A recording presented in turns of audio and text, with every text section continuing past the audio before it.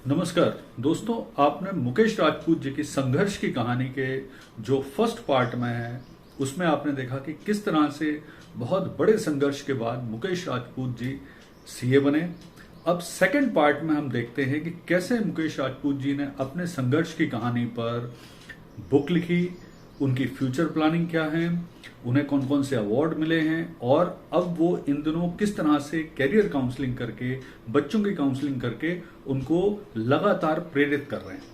तो आइए जानते हैं इस पार्ट में मुकेश जी से जुड़े हुए और बहुत सारी चीजों को उनके जीवन की। फर्स्ट पार्ट को आप लोगों ने बहुत पसंद किया है, तो उम्मीद है ये पार्ट भी आप लोग बहुत पसंद करेंगे। धन्यवाद।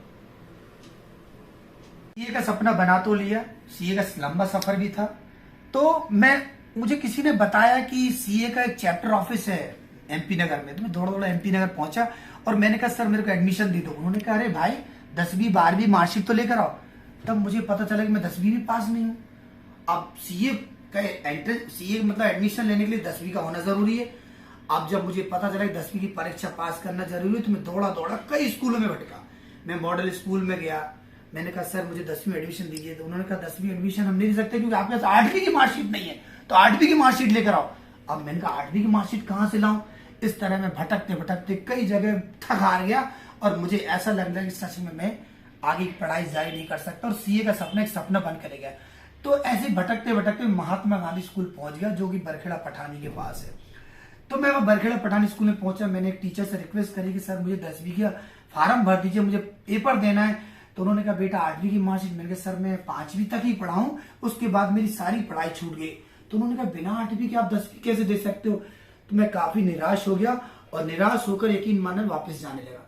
जब मैं वापस जाने लगा तो पता नहीं क्यों टीचर को मुझ पर दया आई और उन्होंने पीछे से आवाज लगाई, ए लड़के सुनो इधर आओ। जी सर, क्या तुम सच में पढ़ना चाहते हो। मैंने कहा हाँ।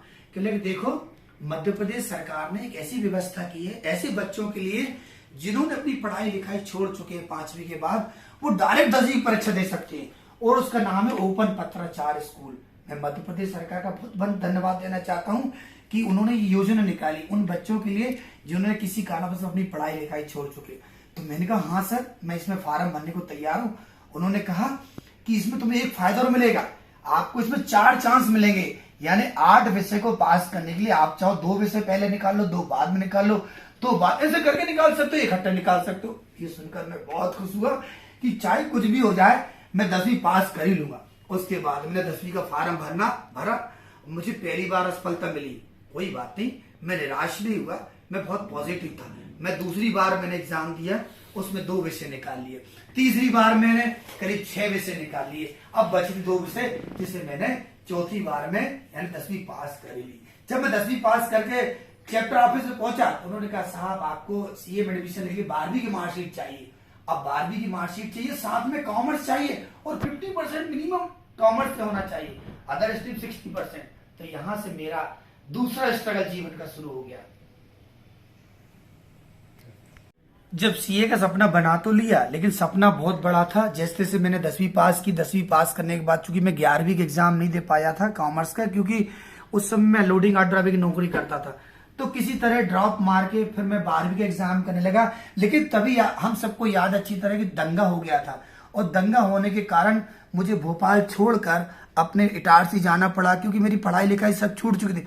इस प्रकार मैंने 1992 में 10वीं पास की और 1996 में फिर मैंने आके 12वीं का फॉर्म भरे। 4 साल का एक लंबा इतिहास सफर रहा क्योंकि जिंदगी पूरी डबाडोल सी चली गई थी।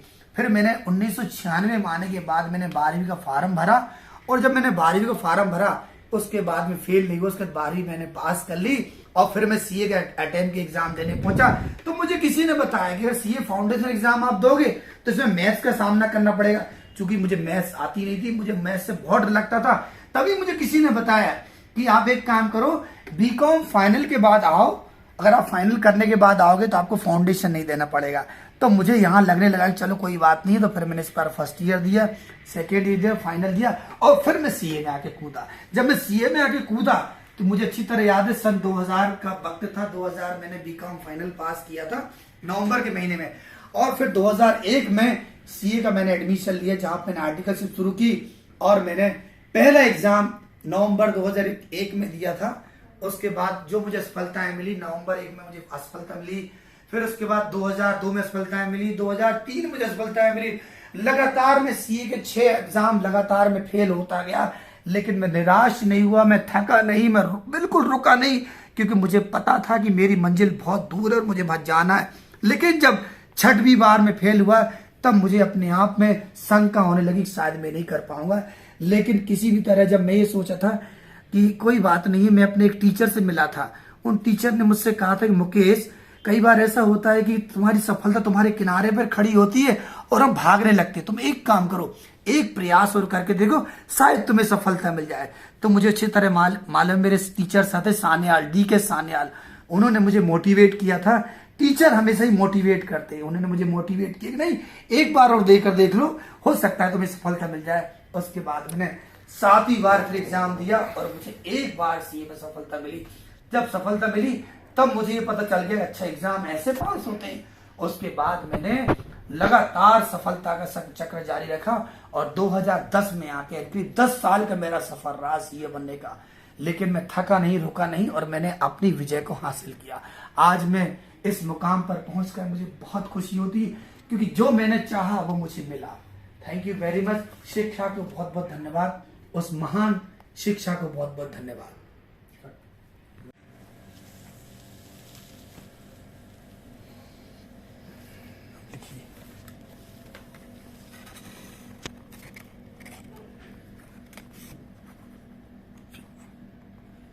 आई नहीं रही इसमें से,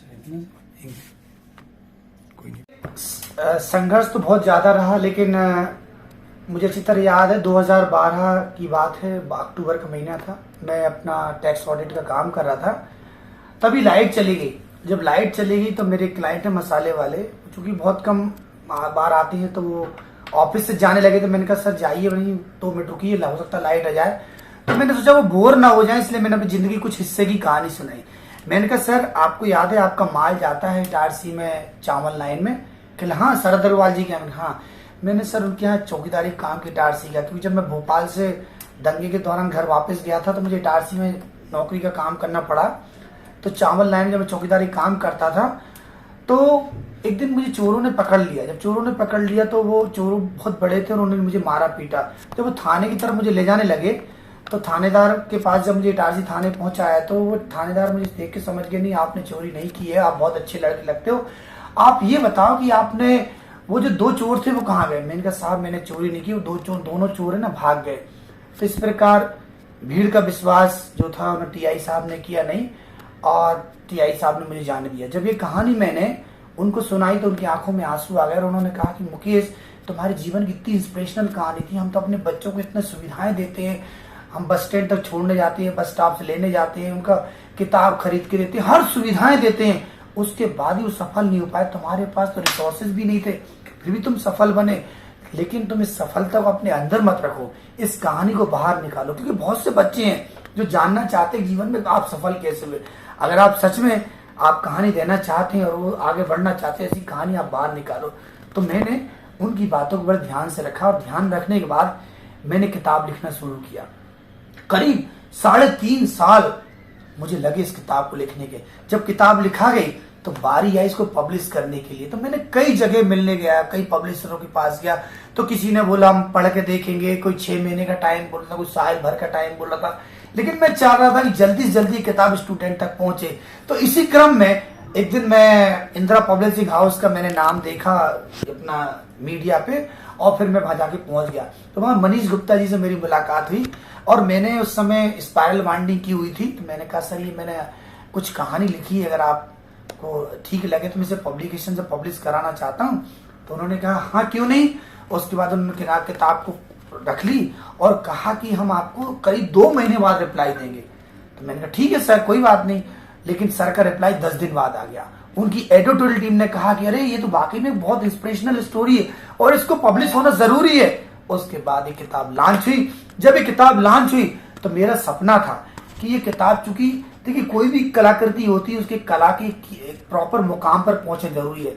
तो फिर मैंने इसका प्रॉपर बुक लॉन्चिंग का सेशन रखा, जिसमें हमारे उमा शंकर गुप्ता जी उस समय उच्च शिक्षा मंत्री थे, उनके द्वारा इसमें विमोचन किया गया और करीब पूरे भारत से 2 से 2,000 से ऊपर स्टूडेंट पहुंचे और सारे स्टूडेंट को मैंने किताब मुफ्त भेंट की उनको, और इस तरह एक बुक लॉन्च हुई सर। इस कहानी का उद्देश्य था स्टूडेंट को ये बताना कि कठिन कुछ भी नहीं है, बस यदि हम अब सपना बना ले। अगर हमने सपना बना लिया है तो निश्चित हम पा सकते हैं, जरूरत है सपना बनाने की। देखिए, जब मैं सीए बन गया तो सीए बनने से पहले क्या एजुकेशन जरूरी होती है, तो मुझे अच्छी तरह पता है कि शिक्षा और शिक्षा के बाद हेल्थ और फिर वेल्थ, यानी क्योंकि हेल्थ अच्छी रहेगी तो आपका सब कुछ बढ़िया रहेगा। तो जैसे ही मैं सीए बना तो मेरा अगला चरण शुरू हो गया था अपने आप को बढ़िया मेंटेन करके रखना। हालांकि जब मैं सीए की पढ़ाई करता था तब मैं ब्राह्मणी प्राणायाम ये सब इसलिए किया करता था क्योंकि मुझे पता था उससे मेमोरी वगैरह तेज होती है। लेकिन जैसे मैं सीए बन गया तो वो चूंकि मैं योगा वाला पोर्शन मैंने कम कर दिया और फिटनेस पर ध्यान दिया, क्योंकि मेरे जिन क्लाइंट ने मुझे मोटिवेट किया था किताब लिखने के लिए, उन्हीं क्लाइंट ने मुझसे एक दिन कहा कि अब तुम बच्चों के बीच जाओ, उन्हें सेमिनार दो, अपनी स्टोरी सुनाओ, अपने टिप्स टेक्निक के साथ शेयर करो। तो फिर जब टिप्स टेक्निक शेयर करने की बारी आई तो सबसे पहला ध्यान आया कि क्यों ना स्टूडेंट के जैसा रहने के लिए उनकी जैसे फिटनेस बनाई जाए, क्योंकि फिटनेस रहेगा तो आप बच्चे आपको सुनेंगे, स्टूडेंट आपको सुनेंगे, फॉलो करेंगे, मोटिवेट करेंगे। और यकीन मानना जब से मेरी फिटनेस अच्छी हुई है अपने आप में अच्छा फील करता है, क्योंकि फिटनेस देखिए क्या होता है सर, आप जिंदगी में सफल तो बन जाएंगे लेकिन सफलता को सही मुकाम पर पाने के लिए शरीर का होना बहुत जरूरी है। अच्छा खान पान, अच्छी योगा एक्सरसाइज इस जिंदगी में 4 चांद लगाती है। क्योंकि अगर आप मान लीजिए पैसे कमा भी लेते हैं और पता चलता है कि आपका बीमारी है, ये है वो, तो मजा नहीं आएगा। तो एक स्टूडेंट को हमेशा अपने शरीर के साथ साथ अपना ध्यान रखना चाहिए। उसको किसी भी तरह उसको पढ़ाई लिखाई के साथ साथ एक अच्छी फिटनेस का होना बहुत जरूरी है। अक्सर जब मैं सीए बन गया, सीए बनने के बाद मैंने बहुत सारे पैसे भी कमा लिए, तो अक्सर मुझसे दोस्त लोग पूछते थे कि भाई अब तुम्हें क्या करना है। अब तुम पता चला कि स्पीकर ही बन गए हो, आप लेखक भी बन गए हो, आप राइटर भी हो, गाने भी लिखते हो, आखिर तुम्हारा प्लान क्या है। तब मुझे अच्छी तरह याद आया कि सबसे पहले मेरा प्लान ये है, क्योंकि जब मैं असफलता के दौर से गुजर रहा था तो मेरी मदद करने के लिए कोई स्टूडेंट या किसी ने मेरी मदद नहीं की, तो मैं चाहता हूं उन स्टूडेंटों के लिए हेल्प करूं जो मेरे और भाई बहन जैसे मले होटलों में काम कर रहे हैं, कोई कहीं काम कर रहा है, सबके कुछ ना कुछ सपने होते हैं। तो मैं चाहता हूं उन बच्चों को मैं मोटिवेट करूं, उन्हें काउंसलिंग करूं। तो ये मैंने सारा बीड़ा बनाया। उसके बाद नेक्स्ट प्रोसेस में ये आया कि क्यों ना जब मैंने किताब लिखी उस किताब पर फिल्म बने, बिल्कुल ठीक उसी तरह फिल्म बने, सुपर 30 पर फिल्म बनी या फिजिक्स वाला पर वेब सीरीज बनी, ताकि उसको सुनने के बाद स्टूडेंट मोटिवेट और आगे बने। मैं इस किताब के माध्यम से ये बताना चाहता हूँ कि कठिन कुछ भी नहीं, जिंदगी में सब कुछ हासिल कर सकते हैं। दूसरी बात, मैं इस पर इसलिए फिल्म भी चाहता हूँ कि इस फिल्म से एक रॉयल्टी आएगी। अगर रॉयल्टी आती है तो मैं चाहता हूँ कि एक बहुत बड़ा विद्यालय बने। जब बहुत बड़ा विद्यालय बनेगा तो वहां पर गरीब बच्चे पढ़ाई लिखाई कर रहेंगे और 60 साल के बाद मैं वहां पर जाके स्टूडेंट को निःशुल्क कोचिंग क्लास दिया करूंगा। ये मेरा विजन है। इसके बाद और भी कई विजन है जिनको मैं समय समय पर मॉडिफाइड करता हूँ, क्योंकि कोई भी प्लान जो होता है ना, भविष्य के लिए प्लान बदलते रहते हैं, लेकिन जो कोर प्लान है वो यही है कि इससे एक अच्छा विद्यालय बने ताकि गरीब बच्चों को पढ़ाई लिखाई कर रखें। ये मेरा बहुत बड़ा सपना और विजन भी है। होती है एजुकेशन होता है, उसका टूल हमारे पास है और उस टूल के सहारे हम कहीं भी पहुंच सकते हैं। मुझे अच्छी तरह याद है कि अगर हम गरीब होते हैं तो हमारे पास एक चीज खास है, वो है हमारे पास स्ट्रगल। जब मैं गांव से निकल कर शहर भोपाल आकर यहाँ पर पहुंच सकता हूँ तो निसंदेह आप भी पहुंच सकते हैं। लेकिन मुझे अच्छी तरह याद है, सफल बनने के लिए मैंने 4 ऐसे पॉइंट थे जिन्हें मैंने हमेशा कंटेस्ट कर रखा था। अगर वो 4 पॉइंट आप किसी भी पढ़ाई करते हो, आप कुछ भी पढ़ाई करते हो, वो 4 बिंदुओं का आप ध्यान रखेंगे, 4 टिप्स का पालन करेंगे तो आप भी सफल बन जाएंगे। पहली चीज ये है कि जो भी आपने कैरियर डिसाइड किया है, चाहे आपने आईएएस बनने का सपना विचार किया, चाहे एमपीपीएससी, आपने कोई भी एग्जाम क्लियर करने के बारे में सोच रखा है, तो सबसे पहले ये उसे पाने के लिए आपके अंदर बर्निंग डिजायर में प्रबल इच्छा होनी चाहिए। अगर आपके अंदर प्रबल इच्छा उसे पाने की है तो निसंदेह वो ड्रीम कैरियर आपको मिल सकता है। तो प्रबल इच्छा मेरे अंदर थी। दूसरी बात ये थी कि जब भी मैं सफलता से गिरता था, बार बार नीचे खड़े होता था, तो सकारात्मक प्रयास करता था, क्योंकि मुझे पता था कि कोई भी सपना, कोई भी विजन, कोई भी ड्रीम कैरियर रातों रात या अचानक नहीं मिल जाता। उसके लिए मैं लगातार प्रयास करना पड़ता। और प्रयास क्या होता है? सकारात्मक होना चाहिए। मैं सकारात्मक प्रयास करता था। और तीसरी बात, मैं अथक प्रयास करता था, क्योंकि मुझे मालूम था कि मुझे सफलता पाने के लिए थोड़ी मेहनत की आवश्यकता नहीं, बहुत अथक प्रयास की आवश्यकता है। और मुझे अच्छी तरह याद है दोस्तों, जब मैंने कैरियर का चुनाव किया था, दिन रात 24 घंटा सोते उठते बैठते नहाते हर वक्त सिर्फ एक ही ड्रीम सोचता था कि मुझे ये पढ़ाई करना है, और इसके बारे में सोचा, इसके बारे में आगे जाना है। तो यही मेरा अथक प्रयास था। और चौथी बात, मेरे पास महान धैर्य था, क्योंकि अगर आपके पास पेशेंस है, ध्यान है, धैर्य है, तो निश्चित आप सफल पा सकते हैं। क्योंकि कोई भी सफलता धैर्य और पेशेंस मांगती है। पेशेंस से आप सफल हो जाएंगे। इसलिए दोस्तों, यदि आप 4 बिंदुओं का ध्यान रखेंगे और अपने टीचर की हर कही हुई बात का ध्यान रखेंगे, तो निस्संदेह आपको सफलता मिलेगी। मेरे पास गुरु नहीं था, इसलिए मुझे ज्ञान उस लेवल पर नहीं हो पाया, लेकिन मैं एकलव्य की तरह अपने गुरु की एक प्रतिमा बनाकर और निरंतर अभ्यास करते रहा। अभ्यास करते करते करते चलते चलते आज मैं सफल इंसान बन गया। उम्मीद है आप भी एक सफल इंसान बनेंगे। और आज का ये वीडियो आपको निस्संदेह मोटिवेट करेगा, क्योंकि मेरी जिंदगी की वास्तविक कहानी है, रियल स्टोरी है, और रियल स्टोरी आपके अंतर तक जाएगी और आपको बहुत आगे तक ले जाएगी। आपका बहुत बहुत धन्यवाद, बहुत बहुत आभार।